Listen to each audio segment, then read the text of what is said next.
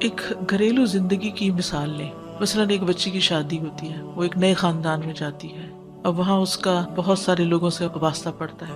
اپنے فیملی ماں باپ کے ساتھ تو بہت ساری چیزوں میں وہ درگزر کر جاتے ہیں، اپنے وہ حق چھوڑ کے ہمیں فیسیلیٹیٹ کرتے رہتے ہیں. ماں باپ کما کما کے کھلاتے ہیں، پلاتے ہیں، بڑا کرتے ہیں، شادیوں تک میں کیا کچھ خرچ نہیں کرتے، خود نہیں کھاتے، خود اپنی خوشیاں پیچھے کر دیتے ہیں، خود تھکتے ہیں اور بچوں کو خوش رکھتے ہیں. لیکن یہ ساری پیمپرنگ شادی کے بعد تو نہیں ہوتی.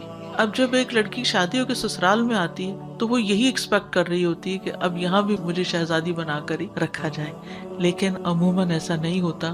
یہ زندگی ذمہ داریوں کی زندگی ہوتی ہے، اور جب ان ذمہ داریوں کو محسوس ہی نہ کیا جائے، ان کو ادا کرنے کی فکر ہی نہ کی جائے، تو پھر سارے نظام میں خلل آ جاتا ہے.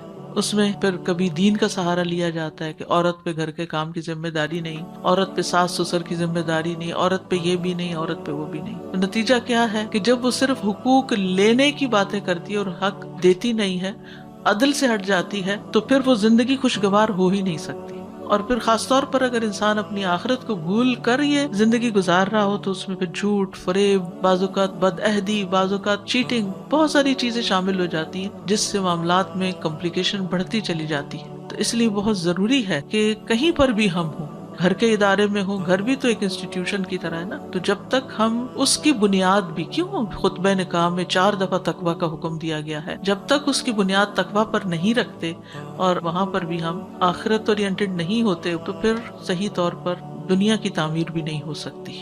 اور جب دنیا کی تعمیر صحیح نہیں کرتے ہم، یہاں فساد سے بھرا ہوا ہے گھر کو، اور جہاں کام کرتے ہیں اس جگہ کو بھی جہنم بنایا ہوا ہے، تو پھر آپ دیکھیے کہ اپنے لیے جنت کی تمنا کیسے رکھ سکتے ہیں. یعنی جب دوسروں کی زندگی ہم جہنم بناتے ہیں، دوسروں کا جینا حرام کرتے ہیں، دوسروں کو لیٹ ڈاؤن کرتے ہیں، دوسروں کو ذلیل کرتے ہیں، تو اللہ ہمیں عزت کہاں سے دے گا؟ سوچنے کی بات ہے.